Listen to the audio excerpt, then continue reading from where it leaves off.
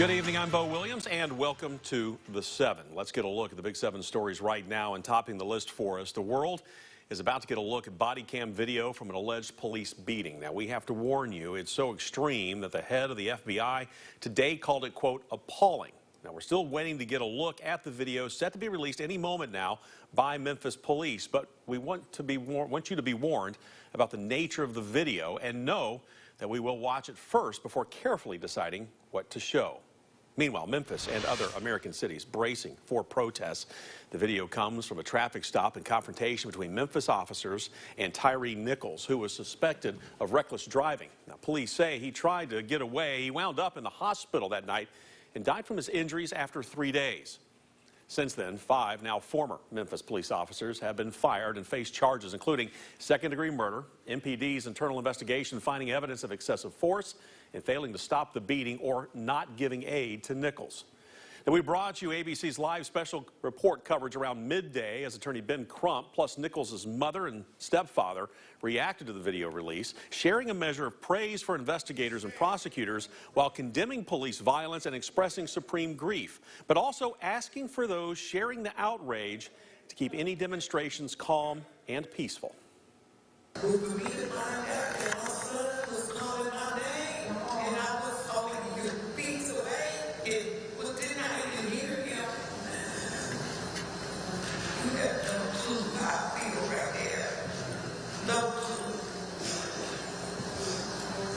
This is the blueprint going forward for any time, any officer, whether they be black or white, will be held accountable. No longer can you tell us we got to wait 6 months to a year.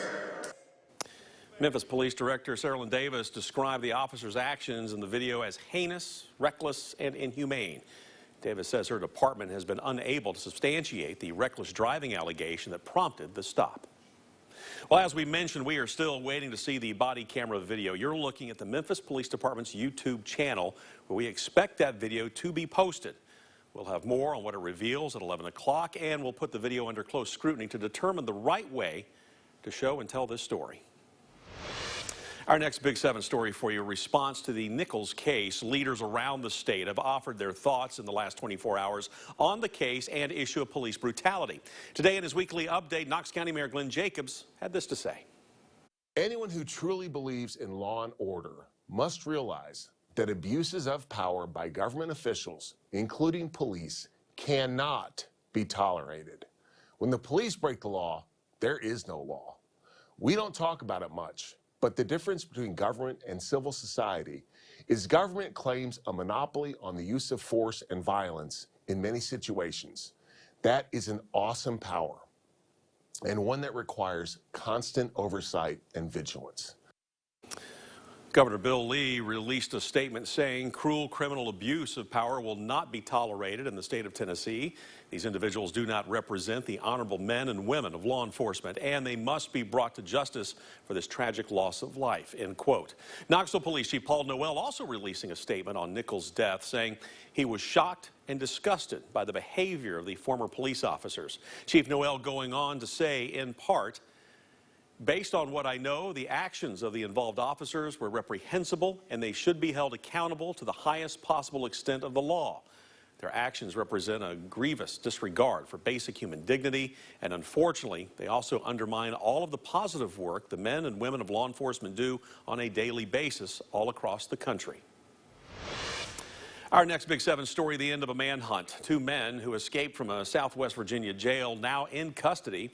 Johnny Shane Brown and Albert Lee Ricketson had been on the run for around 24 hours. The U.S. Marshal Service says the 2 were caught about 2 hours ago with help from the Fugitive Task Force, local police, and sheriff's deputies. Marshals say the 2 were found in Hawkins County, a few miles from the spot where a car they had allegedly stolen was found out of gas. They had run from that spot and were reportedly found hiding in a barn. The UT Advisory Board held a meeting earlier today discussing its master plan to help better the campus experience for Tennessee students. Several different items were discussed, from changing roadways to adding buildings on campus. One big topic that was brought up was the addition of student life clusters. They also talked about one-year student retention and the reclassification of colleges. The board looked through a slideshow of possible new building locations that would alleviate student housing issues. Buildings are existing and proposed housing, and so there is already a plan for where some of the initial buildings in that 5,000 will be. There's capacity beyond that for additional housing. One exciting area that we were exploring is the property that is owned and adjacent to the university on Caledonia, which really gets closer to Cumberland. So you think about that town-gown, edge of campus relationship. Part of the plan discussed today was about the pedestrian bridge connecting the South Knoxville waterfront to UT's campus and the possibility of housing along the water as well. Now, the city of Knoxville is working on that bridge effort as well. Of course, we'll continue to follow it and keep you posted.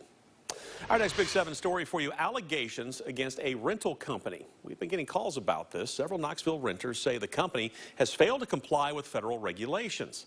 Now, Brianna Holloway says that Stevens Realty, which manages properties all over Tennessee and in Oklahoma, forced them out of their rental property illegally. Documentation provided by Holloway from Knox County's Grants and Community Development Department shows Stevens Realty has failed to comply with several federal regulations, including KHA payment not credited to her tenant account. They charged excessive late fees and filed for eviction prior to 30 days past the dates covered by an assistance payment. Now, we did receive a statement from the county stating that they have, quote, been in contact with the tenant and the realty company and the company's attorney, and we hope the matter will be resolved soon. I want to talk about it publicly because me and my children have been made homeless as a result of Stevens Realty, I'll say allegedly, committing crimes. This is government money that they have misappropriated. They've breached contract with the government, and they've also broken state laws by charging me for years exorbitant late fees.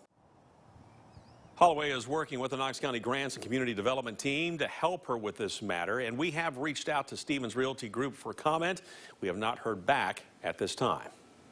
Moving down our big story list for you, answers about last night's deadly accident. You know, we first brought it to you as breaking news during the 7. By 11 last night, we learned that it was a pedestrian hit and killed. According to the preliminary investigation, a witness says they saw the victim lying in the roadway. Shortly after that, the victim was hit by a vehicle, the driver staying at the scene. At this time, it's believed but unconfirmed the victim was hit by another unknown vehicle before he was seen in the road by the witness. Knoxville police say it happened around 6:30 last night on I-75 northbound, just south of Merchant Drive. A pedestrian was hit by at least one vehicle and died at the scene. The victim did not have any identification on them, and they have not been identified at this time. The body was taken to the medical examiner's office for further examination and identification. We are wrapping up our Big 7 list with a step to help train more Tennesseans for the workplace. Covenant Health just donated a 10-acre plot of land to Roane State Community College. We're told it will be the site of the new Knox Regional Health Science and Simulation Center, teaching future healthcare workers. Plus, it's right across the street from Park West Medical. Now, the land is worth an estimated $10 million, but the CEO of Covenant Health told us it's an incredible investment that will help everyone in our community. If you look today, we have such an incredible need to get more high-quality, compassionate workers into healthcare.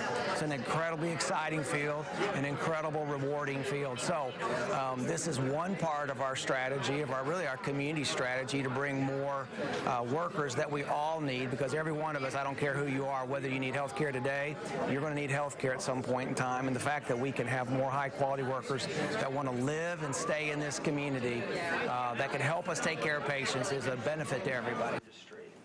Knox Regional Health Science and Simulation Center is meant to replace Roane State's current Knox County Center for Health Sciences. It will also be the new home of TCAT, Knoxville's health science programs.